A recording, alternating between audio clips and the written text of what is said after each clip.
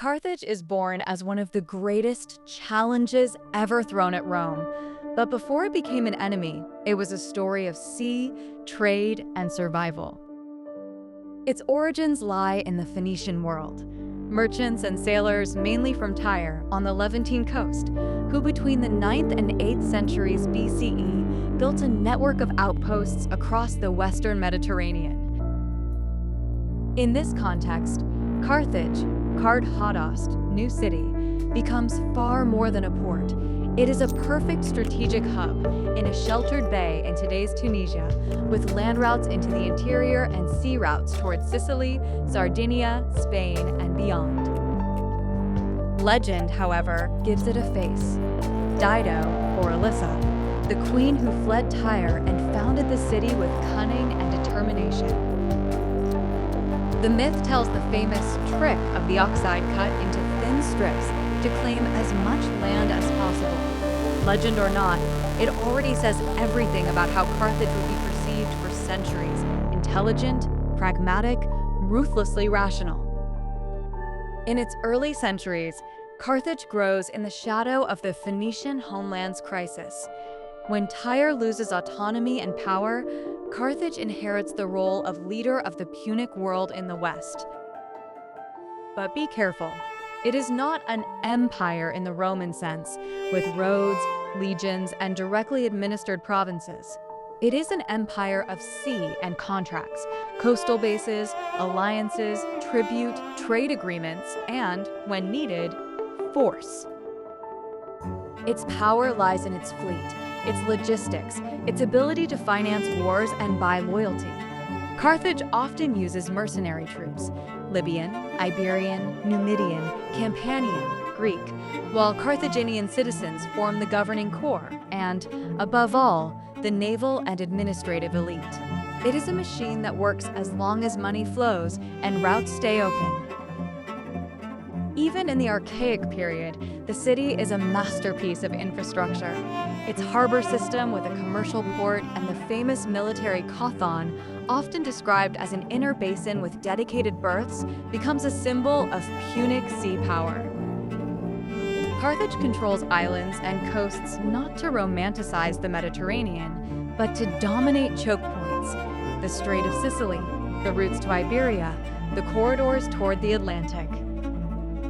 In this phase, it often clashes with the Greeks, especially over Sicily, the key to the central Mediterranean. The wars in Sicily are not an episode. They are a destiny. Syracuse, Acragas, Selinus, and the Greek polis collide with Punic expansion in a series of very long, sometimes brutal campaigns that turn the island into a recurring battlefield. Carthage is not only war, it is also agriculture, economy, and culture. The North African hinterland is fertile, and agricultural wealth sustains the city. Tradition speaks of Mago, a Carthaginian author of a great agronomic treatise, so famous that after Carthage's destruction, the Romans supposedly saved and translated his writings. A detail that reveals something brutal and ironic. Rome wanted to erase Carthage, but also wanted to appropriate what Carthage did best. And then there are the explorations. The name Hanno, the navigator, is linked to a voyage along the Atlantic coast of Africa, perhaps reaching regions extremely distant for the time, recorded in a text known as the Periplus. Here too, reality and propaganda blend, but the idea is clear. Carthage looked beyond the Mediterranean. Politically, Carthage is a complex system and, in some ways, surprising. It is not a classic monarchy. At the top are two suffets, alongside a senate or aristocracy and smaller councils that also keep generals under control. It is a balance between oligarchy and civic participation, with enormous economic power in the hands of great families. And here a theme is born that will run through its entire history: the tension between a commercial party and a military party, between caution and ambition, between managing routes and conquering new territories. It's a simplification, but it helps explain why some Carthaginian decisions seem brilliant and others suicidal. The real clash with Rome erupts when two rising powers find themselves staring each other down on the same bridge, Sicily. Up to that point, Rome is an Italian land power. Carthage is the queen of the Western Sea. In 264 BCE, the First Punic War begins, and the incredible thing is that Rome, despite being less naval, decides to fight on the sea. It builds fleets, learns quickly, and uses technical and tactical solutions to compensate for Carthaginian experience. It's a long, extremely costly war of sieges, storms, and massive naval battles. In the end, in 241 BCE, Carthage loses. It must give up Sicily and pay an enormous indemnity. For a financial power, it is a devastating blow. But it is not the end yet. And here comes Carthage's first great internal trauma, the Mercenary War, also called the Truceless War for its ferocity. After the First Punic War, Carthage struggles to pay its mercenary troops. The situation collapses into revolt, and the conflict becomes a brutal, expanded civil war with episodes of revenge and atrocities. Carthage truly risks collapsing. Saving it is above all the Barca family, with Hamilcar Barca, a capable and ruthless commander. It's a decisive moment. Carthage understands that, if it wants to survive, it must create new sources of wealth and power. The answer is the Iberian Peninsula. Hamilcar Barca drives Carthaginian expansion into Spain, exploiting silver mines, troop recruitment, new cities, and new alliances. After him, Hasdrubal consolidates and founds centers like Carthago Nova, and finally, Hannibal arrives, the figure who turns Carthage into legend. The most famous story is Hannibal's childhood oath, eternal hatred for Rome. Whether Roman propaganda or family tradition, it works because Hannibal truly embodies total war.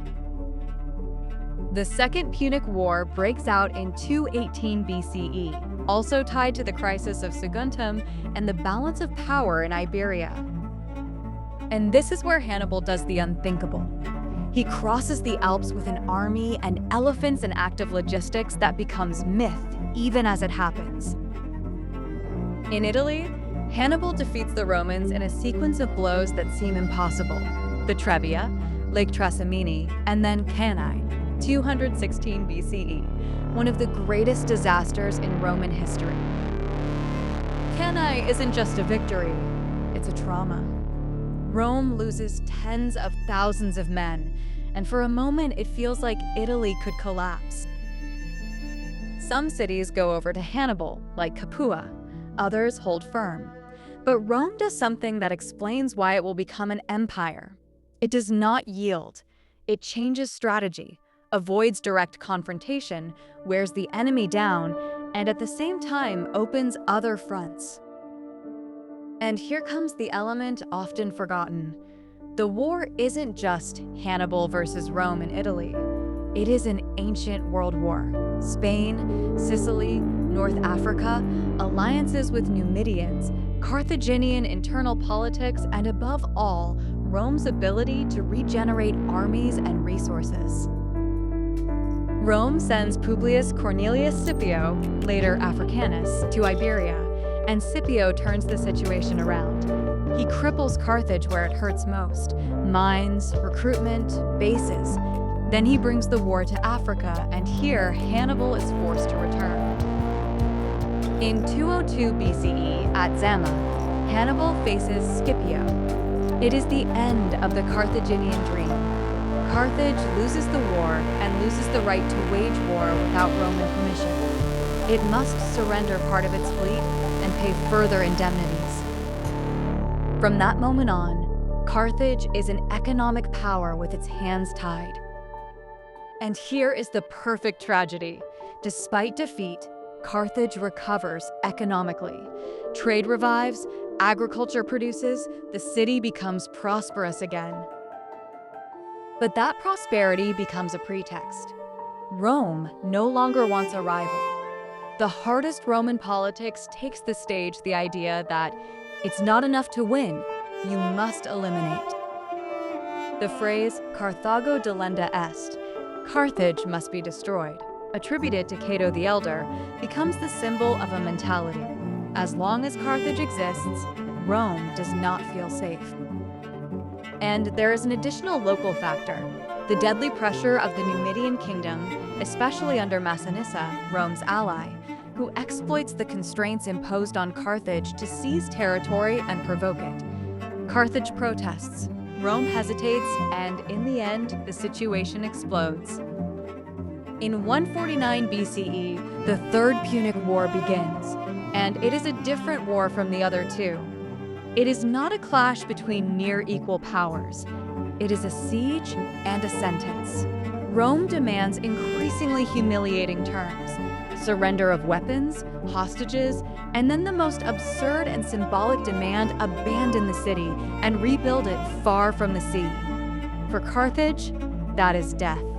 At that point, the choice is desperate and total: resist. And Carthage resists with fierce, almost tragic determination. Without a great external army, without strong allies, the city turns into a war factory. Weapons are forged, armor is improvised, citizens are mobilized, and fighting becomes street by street. The final siege, led by Scipio Aemilianus, is one of the most terrible episodes in ancient history. Carthage is tightened, starved, broken district by district. The sources describe house-to-house combat, fires, collapses, despair. In 146 BCE, the city falls. Carthage is destroyed, burned, and its territory becomes a Roman province, Africa. Here also arises one of the most stubborn legends, that the Romans salted the ruins. It's a powerful image, but it is not firmly grounded in the classical sources. Above all, it is a modern symbol of annihilation. The truth is brutal enough without salt: destruction and deportation, political erasure, the will to make an example. And yet even here, history makes an ironic turn. Carthage doesn't truly die. On the same site, in the Roman age, the city is reborn first through initiatives linked to Caesar and then to Augustus. It becomes one of the most important cities of the empire in the West, rich, monumental, central to African Christianity, home to figures like Tertullian and St. Augustine within the broader North African context. Centuries later, it will pass to the Vandals, then to the Byzantines, then to new Mediterranean powers. Meaning, Rome wanted to erase Carthage as a rival, but ended up turning it into a Roman Carthage, useful and splendid. Carthage is not only Rome's enemy, it is a civilization that represents an alternative, a Mediterranean ruled by ports and contracts, fleets and routes, languages and exchanges more than by legions and roads. It is also a civilization with real or alleged shadows, rituals, the debate over sacrifices at the Tophet, Roman propaganda that amplifies the monstrous to justify conquest. With Carthage, more than with many other peoples, history was written by the victor. And for that very reason, every Punic fragment that emerges from archaeology is like a voice returning to speak from beneath the ashes. Rome didn't destroy only a city. It destroyed the possibility that the Western Mediterranean might have had another capital. But Carthage, even in defeat, won something. It became legend. And when an enemy becomes legend, it means you never truly managed to erase them.